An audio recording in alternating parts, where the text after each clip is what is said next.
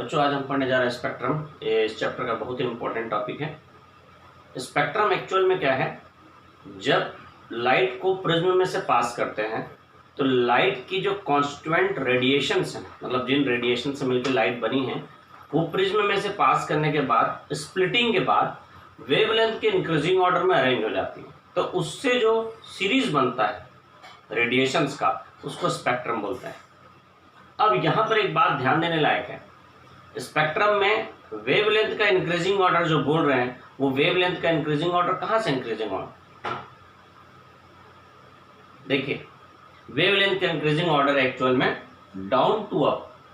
जब स्पेक्ट्रम होता है तो अगर आपसे पूछा जाए कि जब स्पेक्ट्रम मिलता है तो मान लीजिए नॉर्मल जो स्पेक्ट्रम है जिसको अपन इंद्रधनुष बोलते हैं, मतलब रेनबो, उसमें जब 7 कलर्स मिलते हैं, जैसे ये आ गया 2, 3, 4, 5, 6, 7। अब मैं आपसे पूछूं इसमें से रेड कहाँ रहेगा, नीचे के ऊपर, रेड ऊपर रहेगा। तो violet, indigo, blue, green, yellow, orange, red, VIBGYOR. तो ये बात ध्यान रखें कि विबग्योर नीचे से विबग्योर होता है। विबग्योर बोलते हैं ना कोड याद रखने के लिए, violet, indigo, blue, green, yellow, orange, red. VIBGYOR नीचे से ऊपर, ऊपर से नीचे नहीं है। तो यहाँ इसका वेवलेंथ कम होता है और इसका वेवलेंथ ज़्यादा रहता है, ठीक है। तो यहाँ जो वेवलेंथ के इंक्रीजिंग ऑर्डर जो बोल रहे हैं, वो नीचे से ऊपर वेवलेंथ इंक्रीज होता है। यहाँ पर एक काम की बात यह है कि जिसका वेवलेंथ ज़्यादा होता है उसका डेविएशन कम होता है। देखिए लाइट ऐसे आ रही है तो जिसका वेवलेंथ ज़्यादा वो थोड़ा सा डेविएट हुई, जिसका वेवलेंथ कम वो सबसे ज़्यादा डेविएट हुई। तो जो लाइट का डेविएशन होता है वेवलेंथ के इन्वर्सली प्रोपोर्शनल होता है। जिस रेडिएशन का वेवलेंथ ज़्यादा होगा उसका डेविएशन कम होगा, और जिसका वेवलेंथ कम होता है उसका डेविएशन ज़्यादा होता है। वेवलेंथ कम तो डेविएशन ज़्यादा, वेवलेंथ ज़्यादा तो डेविएशन कम है, ठीक है। तो क्या बोला, जब किसी लाइट को प्रिज्म में से पास करते हैं तो जो लाइट की कॉन्स्टिट्यूएंट रेडिएशंस हैं वो वेवलेंथ के इंक्रीजिंग ऑर्डर में अरेंज हो जाती है। तो उससे जो सीरीज मिलेगा उसको हम लोग बोलते हैं स्पेक्ट्रम, ठीक। स्पेक्ट्रम बेसिकली 2 टाइप का होता है, एक होता है इमिशन स्पेक्ट्रम और एक होता है एब्जॉर्प्शन स्पेक्ट्रम, ठीक है। वो क्या होता है देखिए मैं आपको बताता हूँ।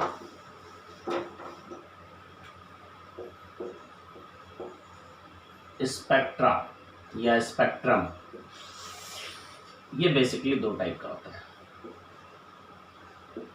एक होता है इमिशन और एक होता है एब्जॉर्प्शन। जो इमिशन स्पेक्ट्रम होता है, इमिशन स्पेक्ट्रम मतलब लाइट के किसी सोर्स से लाइट एमिट हो रहा है, तो इमिटेड लाइट को जो प्रिज्म में से पास करे और स्पेक्ट्रम मिले तो इमिशन स्पेक्ट्रम। अगर लाइट के सोर्स से, लाइट का कोई भी सोर्स लाइट एमिट कर रहा है तो इमिटेड लाइट को प्रिज्म में से पास करेंगे तो जो स्पेक्ट्रम मिलेगा वो इमिशन स्पेक्ट्रम, ठीक है ना। दूसरी बात क्या होती है कि यदि हम लाइट पास कर रहे हैं, व्हाइट लाइट या कोई भी लाइट, अगर अपन किसी सॉल्यूशन या गैस के मिक्सचर या किसी भी चीज में, एलिमेंट में, कंपाउंड में, गैसियस मिक्सचर में, किसी में भी लाइट पास किए तो वो जो सब्सटेंस है वो कुछ लाइट को एब्जॉर्ब कर लेगा और बची कुछ लाइट ट्रांसमिट करता है। तो एब्जॉर्ब होने के बाद जो लाइट ट्रांसमिट हुई है उसका जब स्पेक्ट्रम लेंगे तो उसको हम लोग एब्जॉर्प्शन स्पेक्ट्रम बोलते हैं। एब्जॉर्प्शन स्पेक्ट्रम से हमको ये पता चलता है कि जिस गैसियस मिक्सचर में या जिस चीज में लाइट पास की गई है वो कौन सी वेवलेंथ वाली लाइट को एब्जॉर्ब हुआ है, ठीक है। तो एब्जॉर्प्शन के बाद जो लाइट पास होती है प्रिज्म से उसका स्पेक्ट्रम एब्जॉर्प्शन स्पेक्ट्रम है, और एमिट होने वाले लाइट का spectrum emitted spectrum, emission spectrum कहलाता है। समझ रहे हैं, अगर हम लोग किसी लाइट के सोर्स से जो लाइट आ रही है उस लाइट को किसी एलिमेंट, कंपाउंड या किसी भी मिक्सचर में अपन पास किए, पास करने के बाद लाइट का कुछ हिस्सा को वो मिक्सचर एब्जॉर्ब कर लिया, बचा कुछ हिस्सा ट्रांसमिट हुआ और उसको हम प्रिज्म में पास कर दिए, तो अब जो स्पेक्ट्रम मिलेगा वो एब्जॉर्ब हुई लाइट का स्पेक्ट्रम है, ठीक है। एब्जॉर्प्शन के बाद जो लाइट बच गई उसका स्पेक्ट्रम हो तो एब्जॉर्प्शन स्पेक्ट्रम कहलाता है, और किसी लाइट के सोर्स से एमिटेड लाइट का स्पेक्ट्रम इमिशन स्पेक्ट्रम कहलाता है। ये इमिशन स्पेक्ट्रम जो रहता है, ये इमिशन स्पेक्ट्रम ये कंटिन्यूअस भी हो सकता है और डिसकंटिन्यूअस भी हो सकता है। कंटिन्यूस डिसकंटिन्यूस का मतलब समझ लीजिए।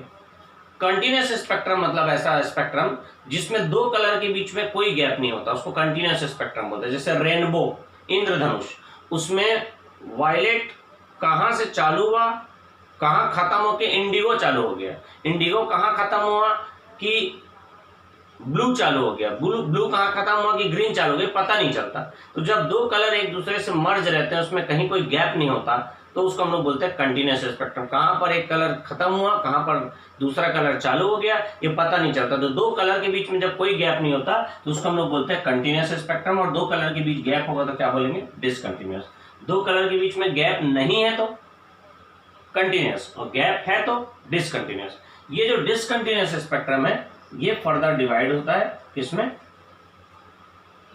लाइन स्पेक्ट्रम और band spectrum. Line spectrum atom का मिलता है एक्चुअल में, इसलिए लाइन स्पेक्ट्रम को और क्या बोला जाता है, एटॉमिक स्पेक्ट्रम, ठीक। और बैंड स्पेक्ट्रम मॉलिक्यूल का होता है, इसलिए इसको हम लोग और क्या बोल सकते हैं, मॉलिक्यूलर स्पेक्ट्रम, ठीक। ये तो लाइन स्पेक्ट्रम को हम लोग एटॉमिक स्पेक्ट्रम और बैंड स्पेक्ट्रम को मॉलिक्यूलर स्पेक्ट्रम को। अच्छा, एब्जॉर्प्शन स्पेक्ट्रम हमेशा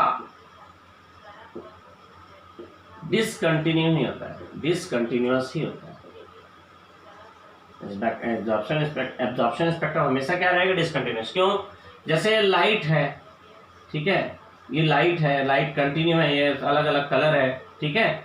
अब इसमें से कोई कलर एब्जॉर्ब हो गया, इसको मैं ऐसा बताता हूँ आपको। मान लीजिए ये यहां से यहां तक अपन ऐसा लेते हैं, ठीक है, ये पूरा बंच है कलर का, ठीक है। ये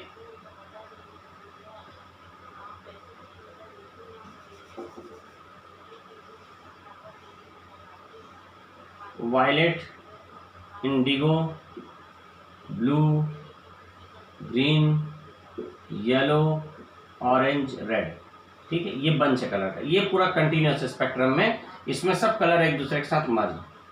अब ये लाइट है, मान लो इसको मैं प्रिज्म में से पास किया, इस लाइट को किसी सोर्स में, मतलब ये लाइट को किसी मिक्सचर में पास किया, एटम, मॉलिक्यूल, आयन, गैस, किसी में पास किया।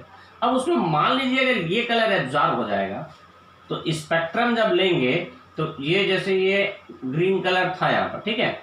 अब यहाँ पर कोई गैसियस मिक्सचर था, इसमें लाइट को पास किए, ये क्या किया, इसको खा दिया, तो बाहर कौन निकलेगा, इसमें से ये तीन बाहर निकलेगा, इसमें से ये तीन बाहर निकलेगा, बाहर निकलेगा, इसमें आ जाएगा वाई वाई। इसमें से ग्रीन एब्जॉर्ब हो गया ना, तो अपने को दोनों के बीच में गैप मिला कि नहीं, कंटिन्यूटी खत्म हुई कि नहीं। तो इनमें से कुछ भी एब्जॉर्ब होता तो कंटिन्यूटी खत्म होती। मैं तो विब्योर लिया हूँ, कुछ भी, मतलब ये जरूरी नहीं कि यही एब्जॉर्ब हो, पर इनमें से कोई एब्जॉर्ब हो ये जरूरी नहीं, कोई भी एक लाइट एब्जॉर्ब होगी। मैं कहना यहाँ पर ये चाह रहा हूँ कि एब्जॉर्ब होने के बाद जो लाइट निकलेगी तो इसमें बीच में से कोई ना कोई चीज तो एब्जॉर्ब होगा, तो ऑब्वियसली जो बच के निकलेगा वो डिसकंटिन्यू हो जाएगा।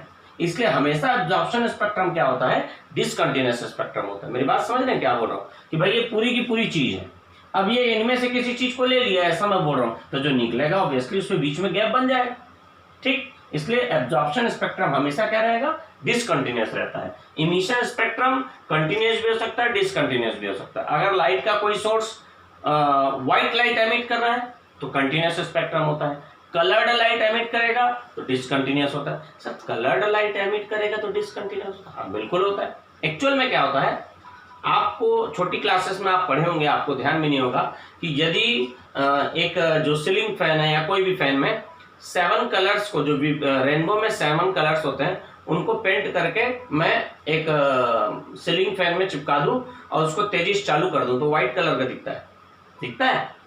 क्यों व्हाइट, तो जो 7 कलर का कॉम्बिनेशन वो मिक्स करने से व्हाइट दिखता है, ठीक।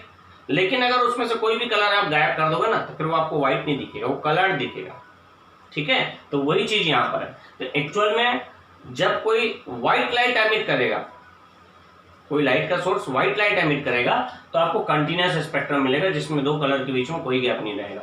लेकिन अगर कोई कलर्ड लाइट एमिट करेगा तो उसमें डिसकंटिन्यूअस स्पेक्ट्रम होता है। कलर तभी मिलता है जब कोई ना कोई इसमें से एक गायब हो जाता है। मतलब ये जो 7 कलर्स आपको दिख रहे हैं उनमें से कोई एक चीज गायब हो जाएगी, एक या एक से ज्यादा चीज, तो वो कलर्ड लाइट बन जाती है। ठीक है, क्या बन जाएगी? कलर्ड लाइट बन जाएगी। मैं नेक्स्ट वीडियो में इसके बारे में और आपको बताता हूँ। अलार्म बज चुका है, नेक्स्ट वीडियो में इसके बारे में मैं और आपको बात बताता हूँ कि एक्चुअल में कलर डिस्कंटिन्यूअस सबका क्या मतलब। बहुत इंटरेस्टिंग चीज है। चलिए देखते हैं नेक्स्ट वीडियो में।